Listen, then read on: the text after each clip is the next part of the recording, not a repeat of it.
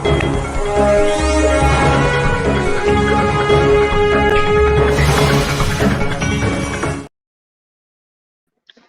Morning, नमस्कार, प्रणाम।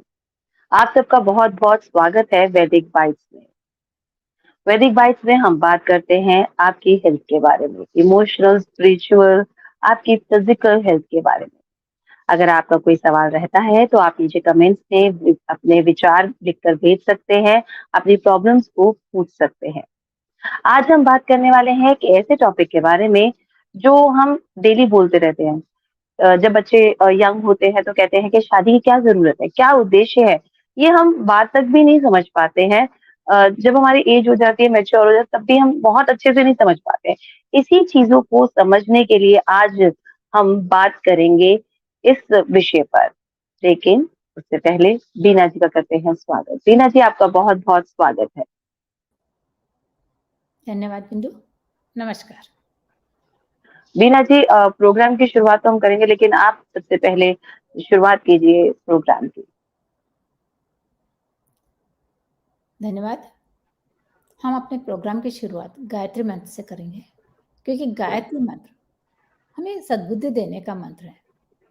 जैसा कि आपने कहा कि हमें समझ में नहीं आता है कि हमारी शादी का क्या उद्देश्य है और क्या था। हमने क्यों करी शादी, ये भी बहुत सारे सवाल हमारे मन में आते हैं। तो उसे हम सही तरीके से समझ सकें, उसके लिए हम गायत्री मंत्र करेंगे। परमपिता परमेश्वर, परम पूज्य गुरुदेव व वंदनीय माता जी की सूक्ष्म संरक्षण को महसूस करते हुए एक साथ एक स्वर में गायत्री मंत्र। ओम भूर्भुवः स्वः तत्सवितुर्वरेण्यं भर्गो देवस्य धीमहि धियो यो नः प्रचोदयात्। जो नए दोस्त हमारे साथ अभी जुड़े हैं, हम उन्हें बता दें कि बीना जी एक एक्सपीरियंस प्राणिक हीलर हैं और देश-विदेश में बहुत सारी वर्कशॉप्स और बहुत सारे लोगों की प्रॉब्लम्स को सॉल्यूशन देती हैं। और अगर आप भी सीधा जुड़ना चाहते हैं बीना जी से, तो आप जुड़ सकते हैं। बीना जी एक ओजस नाम के स्टार्टअप की फाउंडर भी हैं। ओजस जो आपके स्पिरिचुअल, आपके फिजिकल, आपके फाइनेंशियल हेल्थ के बारे में काम करता है। आप अगर जुड़ना चाहें तो आप सीधे सवाल कर सकते हैं बीना जी से। बीना जी, सबसे पहले शुरुआत करते हैं आज की चर्चा के बारे में। बात कर रहे थे विवाह, शादी, मैरिज एक ऐसा इंस्टीट्यूट हमारी ज़िंदगी में रहता है जो कभी हमें समझ में आता ही नहीं है, फिर भी हम करते हैं। और कई लोग नहीं करते इस बात को सोच के कि क्या करना है। तो मैं सबसे पहले यही जानना चाहूँगी कि विवाह क्यों ज़रूरी है और उसका उद्देश्य क्या होता है? सच तो यही है कि विवाह का क्या उद्देश्य है, ये लोगों को समझ में नहीं आता है। लेकिन जो विवाह का उद्देश्य है वो क्या है कि आपस में मिलजुल कर प्यार से, सम्मान से और समर्पण से रहें।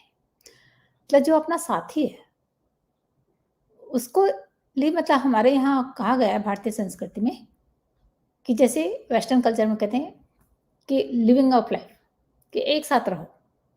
ठीक है, तो एक साथ में क्या, वो एक दोस्त बनकर रहते हैं, अच्छे दोस्त, मतलब बहुत अच्छे दोस्त जिनके ऊपर कि मतलब वो विश्वास भी करते हैं। ठीक इसी तरह से भारतीय संस्कृति में क्या है, विवाह का बताया गया है कि आप एक अच्छे दोस्त रहें, एक दूसरे को प्यार करें, उनका एक दूसरे का सम्मान करें। ऐसा नहीं कि पत्नी पति का ही सम्मान करे और पति पत्नी का सम्मान करे, ऐसा नहीं है। पति भी उतना ही सम्मान करता है पत्नी का जितना कि पत्नी अपने पति का सम्मान करती है। और दोनों को एक दूसरे के प्रति अपना समर्पण भाव में रहना चाहिए कि एक दूसरे की आवश्यकताओं को, उनकी ज़रूरतों को, उनके समय और परिस्थिति को हमेशा ध्यान रखना चाहिए।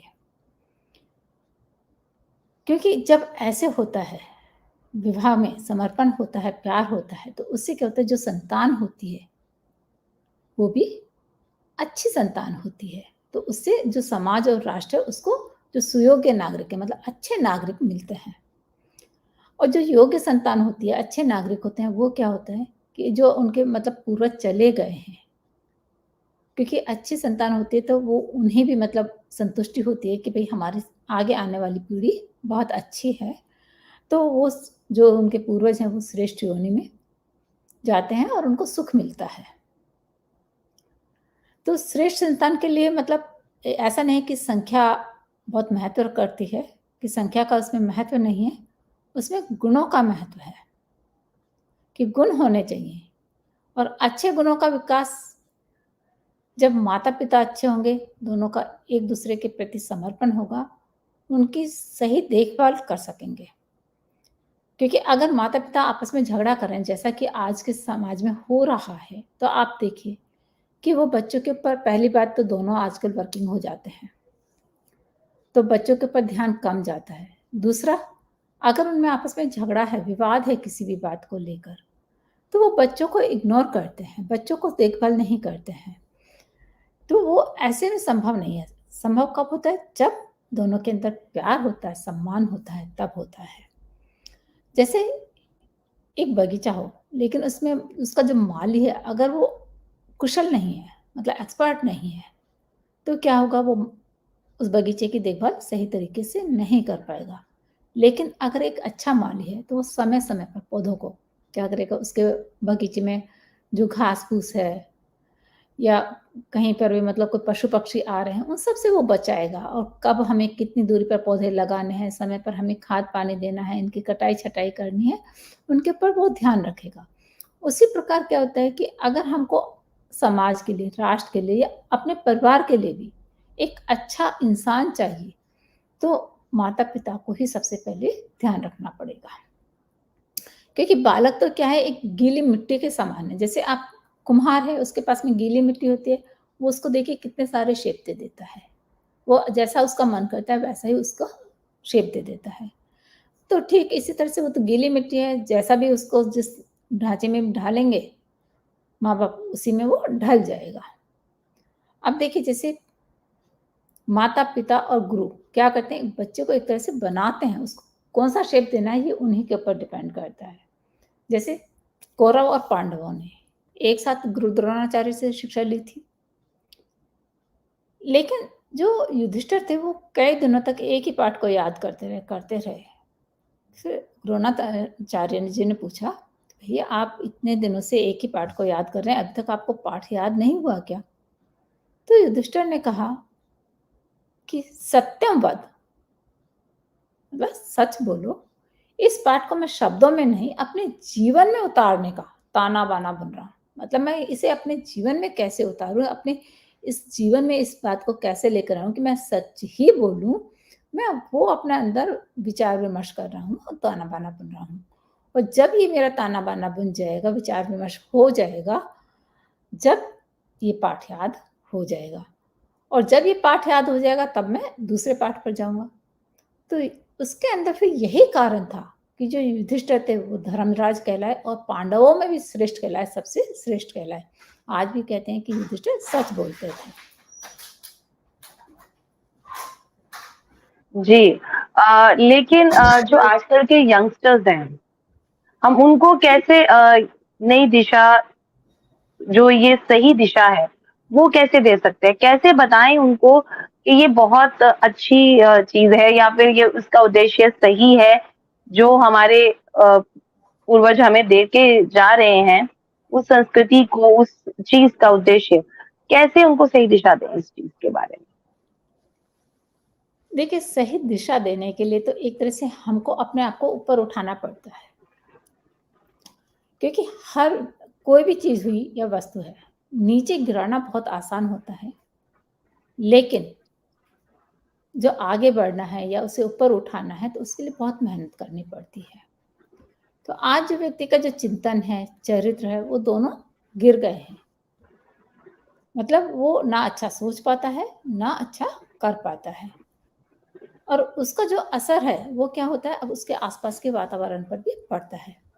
इसलिए अगर कोई व्यक्ति सही चिंतन कर भी रहा है, अपना मतलब सही विचार कर भी रहा है या अपना सही सोच रहा है या अच्छा करने की कोशिश कर रहा है, अपने स्वभाव को अच्छा बना रहा है, तब भी क्या होता है कि वो उस वातावरण की चपेट में आ जाता है। और उस वातावरण में क्या होता है, उसको भी लगने लगता है या सब कह देते हैं, हम भी तो ऐसा ही करें, तुम भी ऐसा कर लो, विशेष करके क्या कर लोगे? वो भी सोचता है कि जब सभी ऐसा कर रहे हैं तो मैं भी अलग से करके क्या कर लूँगा? तो वो उस अच्छे को करने से थोड़ा पीछे हट जाते हैं। जैसे एक गाँव था, ठीक है? उसमें हर दिन सुबह यज्ञ होता था, हर घर परिवार में यज्ञ किया जाता था। एक दिन क्या हुआ, एक परिवार की जो महिला थी, बहू थी, तो वो घर की सुबह सफाई कर रही थी, उसे खाँसी होने लगी। अब खाँसी हो रही थी तो उसके जो बलगम था वो आया और अचानक से उस हवन कुंड में गिर गया। जैसे ही वो थूक उस हवन कुंड में गिरा तो वो क्या हुआ, उसमें सोने में बदल गया। अब उस महिला को लालच आया कि ये तो मतलब बहुत अच्छी बात हुई कि मतलब अगर मेरे थूक से ही सोना बन गया तो। अब उस स्त्री ने मतलब ये तो देखो इत्तेफ़ाक से हुआ था। अब उस स्त्री ने क्या हुआ, उसको एक नियम बना लिया। अब उसके पास में बहुत सारा सोना हो गया। धीरे-धीरे अब उसने ये चर्चा मतलब कहते हैं ना कि ये महिलाओं के पेट में कोई बात पचती नहीं है। तो पता लगने लगा कि भई ये इसके पास में इतना सोना कहाँ से आया, तो वो धीरे-धीरे चर्चा पूरे गाँव में फैल गई। अब क्या हुआ, लोभ कहते हैं ना नीचे गिरना बहुत आसान है, तो लोभ मोह तो ये तो है ही इस संसार में। तो और महिलाओं को भी लोभ आने लगा कि अगर ऐसा करने से, क्योंकि हवन कुंड तो सबके घर में था क्योंकि वहाँ हवन होता था, तो सब महिलाएँ ऐसा करने लगी। लेकिन उसमें जो एक परिवार था, उसने मतलब ऐसा काम करने से अपनी पत्नी को मना करा। लेकिन महिला तो महिला ही है, उसके ऊपर सब महिलाओं का प्रेशर आने लगा, दबाव आने लगा कि जब हम सब ऐसे करते हैं और हम इतने धनी बन गए हैं, तो तुम ऐसा क्यों नहीं करती हो? तुम्हें भी करना चाहिए। तो वो भी सबके प्रेशर, मैंने कहा ना जैसे कि वातावरण का प्रभाव पड़ता है, तो वो भी उस वातावरण में आ गई। उसके भी मन में लोभ आने लगा। उसने अपने पति से बात करी कि सब महिलाएँ ऐसा करती हैं, तो क्यों ना मैं भी ऐसा कर लूँ और हमारे पास में भी बहुत धन हो जाएगा।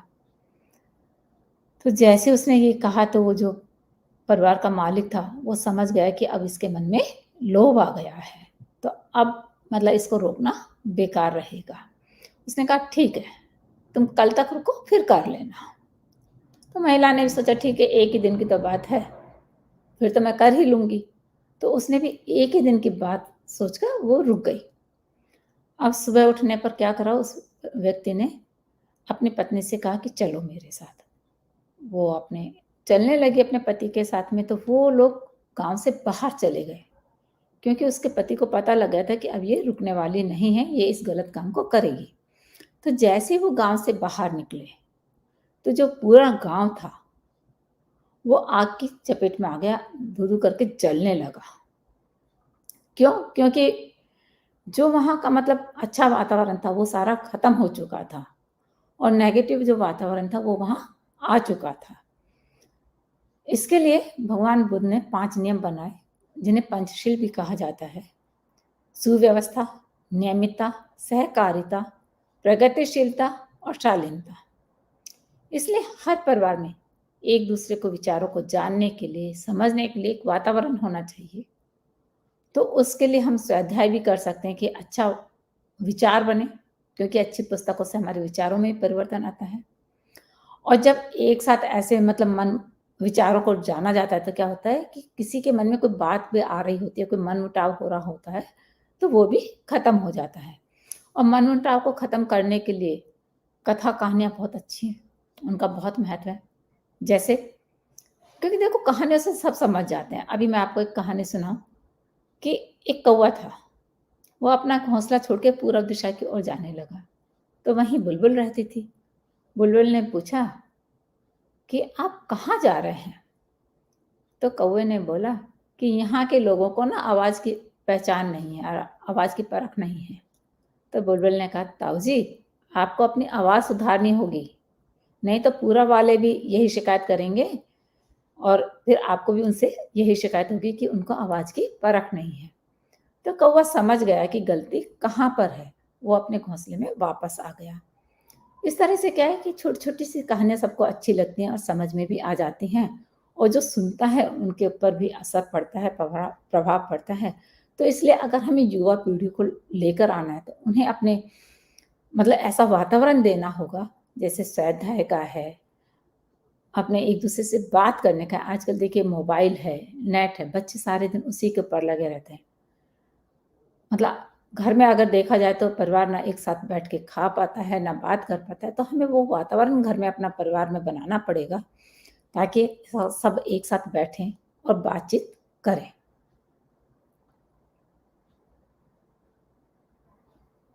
ये तो बात हो गई कि बातचीत करें। मैं ये भी जानना चाहूँगी कि समाज हो या कोई परिवार, उसको उन्नत बनाने के लिए सहयोग किस प्रकार से मिल सकता है? देखिए, चाहे परिवार हो या समाज हो या राष्ट्र हो, एक व्यक्ति से नहीं बनता है। उसमें सभी का सहयोग बहुत ज़रूरी होता है। जितना कहते हैं युवा का है, उतना ही वयस्क का है, मतलब जो माता-पिता बन चुके हैं, और उतना ही उनके माता-पिता का, वृद्ध व्यक्तियों का है। और वृद्ध व्यक्तियों का तो विशेष स्थान होता है क्योंकि उनके पास में ज्ञान है, अनुभव है, समय भी है। तो इसलिए उसका परिवार, उसका लाभ है जो परिवार और समाज सबको मिल सकता है। देखिए, जीवन कोई छोटा नहीं है, एक महान यात्रा है, बहुत बड़ी यात्रा है, जिस पर आगे बढ़ते हुए हमें छोटे से महान बनना है। अपने विचारों को छोटे विचारों से महान विचारों में बदलना है। तो इसलिए इससे जो यात्रा जब हम अपने छोटे से महान होने की करते हैं, तो उससे क्या होता है, हमारे मोह बंधन है जो, वो टूटते हैं क्योंकि हम सबके लिए सोचते हैं। जैसे परिवार में भी है तो हम पति पत्नी के लिए सोचिएगा, पत्नी पति के लिए सोचेगी, बच्चे माँ बाप के लिए सोचते हैं तो माँ बाप बच्चों के लिए सोचते हैं। तो इसलिए परमार्थ के काम बनते हैं। तो परिवार में सब मिलजुल कर रहते हैं तो उससे मतभेद भी खत्म होता है। तो इसलिए इसमें सबका सहयोग होता है परिवार को बनाने में भी, क्योंकि ये संसार है वो किसी एक व्यक्ति का नहीं है, वो भगवान का है। और पंडित श्री राम शर्मा आचार्य जी कहते हैं कि जो आने वाली समय है उसमें क्या है, क्योंकि सभी का सहयोग रहेगा तो ये जो संपदा है, मतलब ये जो साधन आज हमें दिख रहे हैं, जितना हमको वैभव इस समाज में दिख रहा है, वो जो धरती माता के सभी पुत्र हैं, तो वो सब क्या करेंगे कि एक परिवार की तरह से मिलजुल कर रहेंगे। वो एक समान अपने मतलब सम्मान के भी अधिकारी होंगे, तो साधनों के भी उनको एक समान मिलेंगे। ऐसा नहीं होगा कि किसी के पास में बहुत ज़्यादा वैभव होगा, किसी के पास में कम होगा। एक भाषा होगी, एक संस्कृति होगी और एक जैसे नियम अनुशासन होंगे, एक सेना होगी। मतलब पंडित शर्मा आचार्य जी का मानना है ऐसा। और यदि ऐसा हो जाता है तो क्या होगा कि मनुष्य में एक तरह से देवत्व जागेगा, क्योंकि उसके अंदर फिर अपने लिए कोई कुछ लेने की भावना नहीं रहेगी, सिर्फ देने की भावना रहेगी कि मेरे पास है तो मैं मिलजुल कर इसको सबके साथ में सदुपयोग करूं। तो उससे क्या होगा कि धरती पर स्वर्ग जैसी परिस्थितियां बनने लगेंगी। जैसे देखिए कैसे क्या होता है कि एक चिड़ियाघर था, उसमें सभी जानवर एक साथ इकट्ठे हुए। उन्होंने कहा कि भाई आज से झगड़ा फसाद नहीं होगा, मतलब कोई भी अपने अपने शस्त्रों को, जो भी जिसके पास जानवर के पास में, उन्हें उपयोग में नहीं लेके आएगा। एक तरह से निशस्त्रीकरण की नीति अपनाने का उन्होंने फैसला किया। जैसे अभी बड़े बड़े राष्ट्र भी कहते हैं कि शांति बनाए रखेंगे, शांति बनाए रखेंगे, लेकिन क्या होता है, नहीं हो पाता है। तो यहाँ मैं जानवरों की बात आपको बता रही थी।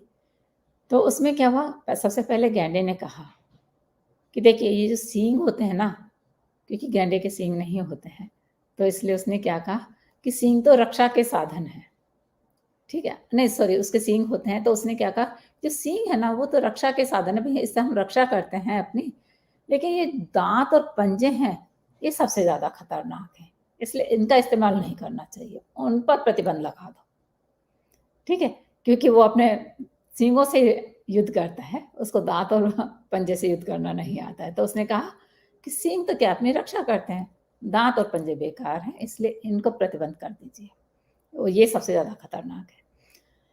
अब जो भैंसा था, हिरन था, जिनके भी मतलब सींग होते हैं, यहाँ तक कि मतलब जो कांटे वाली सेग तक थी, उसने भी मत, क्योंकि उसके भी वो अपनी कांटों से अपनी रक्षा करती है, तो उसने भी उस बात का समर्थन करा। तो फिर शेर ने कहा, क्योंकि शेर के तो सींग नहीं होते हैं, तो उसने कहा देखो भाई, ये दांत और पंजे हैं, ये तो खाने के लिए लिए, दांत तो हमारे खाने के लिए और पंजे हमारे चलने का साधन है। ये सींग है ना, ये फालतू की चीजें, इसका प्रयोग नहीं करना चाहिए, ये बहुत खतरनाक है, इसके ऊपर प्रतिबंध लगा दें।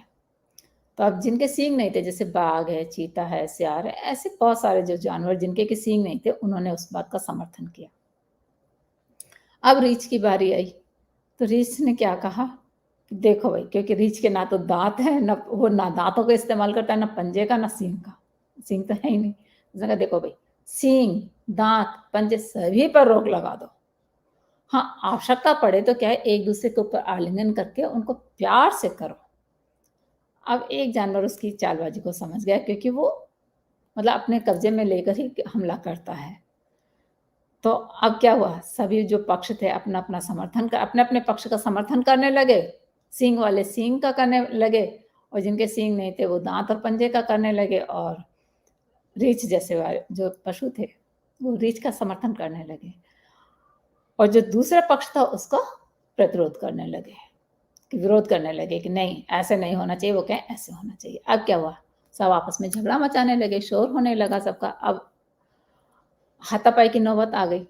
फिर तब तक क्या हुआ, जो शोर सुन के चिड़ियाघर का जो मालिक था वो आया, और उसने क्या करा, सबको उठा के सबके अपने अपने बाड़े में बंद कर दिया कि सब अपने अपने घर चले जाओ कोई। और कहा, अरे भाई मूर्खो, अगर तुम अपनी मर्यादा में रहो, किसी के ऊपर हमला नहीं करो, तो निशस्त्रीकरण तो अपने आप हो जाएगा, युद्ध तो अपने आप नहीं बंद हो जाएगा।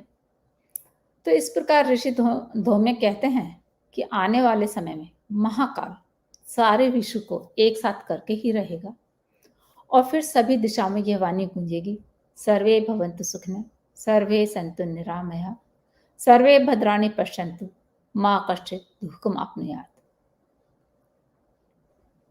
बहुत ही सुंदर। और कहीं ना कहीं जो हम एक टॉपिक लेके चले थे विवाह का, तो विवाह का जो एक मतलब है वो यही है कि आप मिलकर चलें, सहयोग एक दूसरे का रखें, तो आप अच्छे से जिंदगी को जी सकते हैं। यही शायद उद्देश्य होना भी चाहिए हमारी जिंदगी का। और बीना जी, अभी टाइम हो गया है मुद्रा का। कौन सी मुद्रा को आज हम बताने वाले हैं, कौन से उसका डेमो देने वाले हैं? आज हम उषा मुद्रा सीखेंगे। मैं अपने व्यूअर्स को बता दूं कि हमारी मुद्राओं की सीरीज चल रही है। अधिक मुद्राओं के बारे में जानकारी लेनी है तो आप हमारे पिछले एपिसोड में यूट्यूब और फेसबुक पर जाकर देख सकते हैं। मुद्राओं को बच्चे से लेकर वृद्ध व्यक्ति तक करना बहुत आसान है। ये जो मुद्राएं हैं वो इंटरनल ऑर्गन्स को कंट्रोल और रेगुलेट करने के साथ साथ इन्फ्लुएंस करती हैं, उन्हें प्रभावित करती हैं, इसलिए इन्हें चिकित्सा मुद्रा भी कहते हैं। उषा मुद्रा, जैसे उषा, उषा काल हम कहते हैं, उषा काल मतलब प्रातः काल का समय, जबकि मतलब सूर्य ने अभी मतलब हमको किरण भी नहीं दिखाई है, लेकिन अंधेरा छटने लगा है, तो इसलिए इसको भोर की देवी, स्वर्ग की बेटी, रात की बहन, क्योंकि रात को जाने के बाद ही आती है और पूरी तरह से रात अभी गई भी नहीं है, तो इसलिए रात की बहन। और ऋग्वेद ने तो इसे सबसे पवित्र और सर्वोच्च देवी के रूप में माना गया है।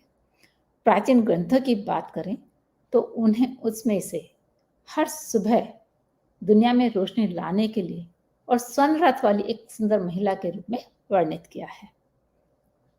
इसे ब्रेक ऑफ द डे के रूप में भी जाना जाता है।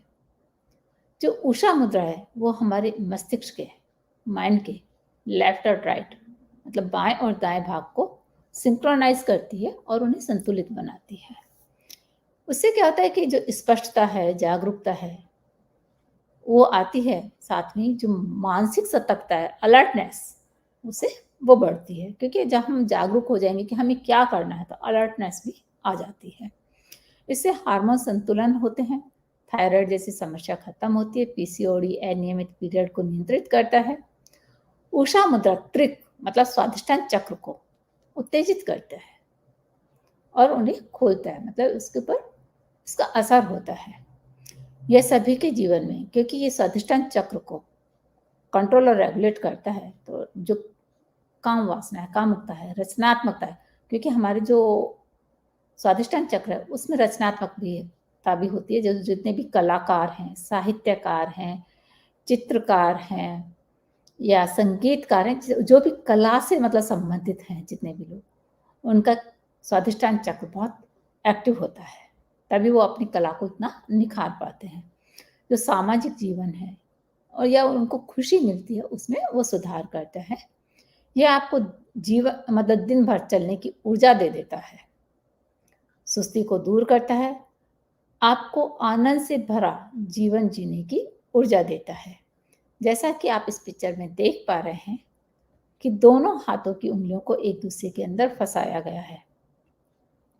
आप आराम से बैठकर या लेटकर किसी भी आरामदायक आसन में इसका अभ्यास कर सकते हैं।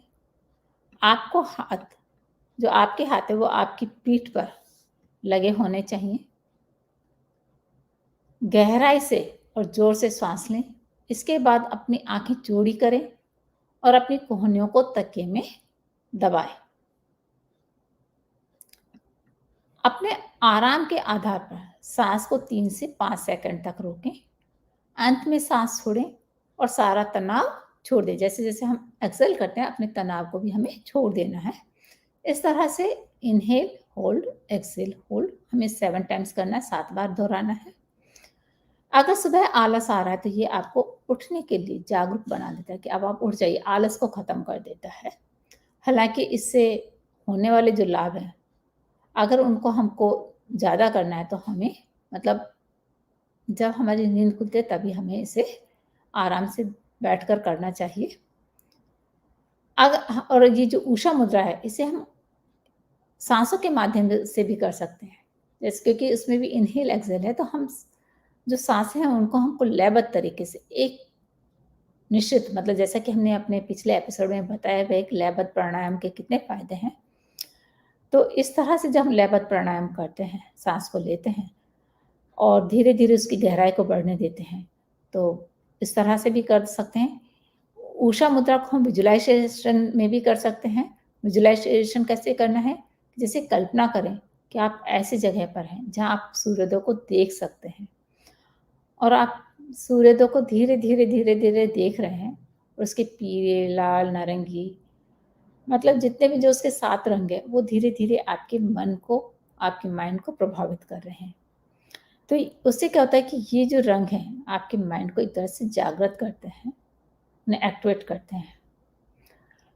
आप इसे ऐसे भी कर सकते हैं, आप अपने आप में एक ऐसे व्यक्ति के रूप में कल्पना करें कि जो ऊर्जावान है, युवा अवस्था से भरा हुआ है। मतलब कहते हैं युवा में बहुत शक्ति होती है। आप ऐसे अगर आप उस दौर से आगे जा चुके हैं तो आप खुश हैं, पूर्ण हो, मुस्कान आपके अंदर है कि आप हमेशा मुस्कुराते हो, अच्छे कर्मों को आप याद करो कि आपने अच्छे काम क्या करे हैं और सुंदर-सुंदर चीज़ों को अपने अंदर कल्पना करो कि वो सारी दुनिया आपको वापस दे रही है और मन ही मन कह सकते हैं कि मैं आनंद और उत्साह से भरा हुआ हूँ, जो मुझे महान कार्य करने की अनुमति देता है।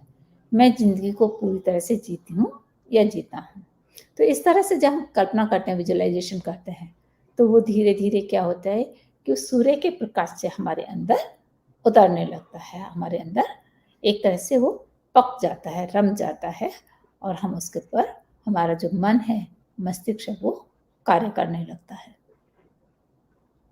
जी, और अगर आप ये कितनी देर करना चाहिए ये वाला जो आसन होता है?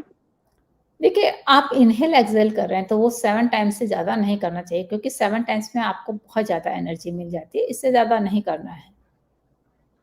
जी, कहते हैं ना अति बुरी होती है, तो ज़्यादा नहीं करना है, जितना बताया है बीना जी ने उतना ही आपको करना है ये वाला मुद्रा को आप यूज़ कीजिए, अपनी लाइफ में लेकर आएँगे तो आपको भी अच्छा लगेगा।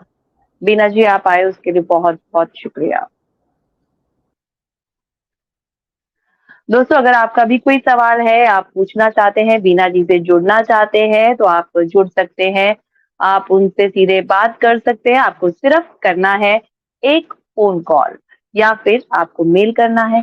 नीचे नंबर दिए जा रहे हैं और मेल आईडी भी दिया जा रहा है, आप उस पर कॉल करके या फिर लिख कर आप उनसे सवाल अपने पूछ सकते हैं। अपनी कोई भी जिज्ञासा है, कोई प्रॉब्लम है, तो आप उसके बारे में सॉल्यूशन जान सकते हैं। अगले हफ्ते फिर आपसे मुलाकात होगी, तब तक के लिए जी प्रणाम।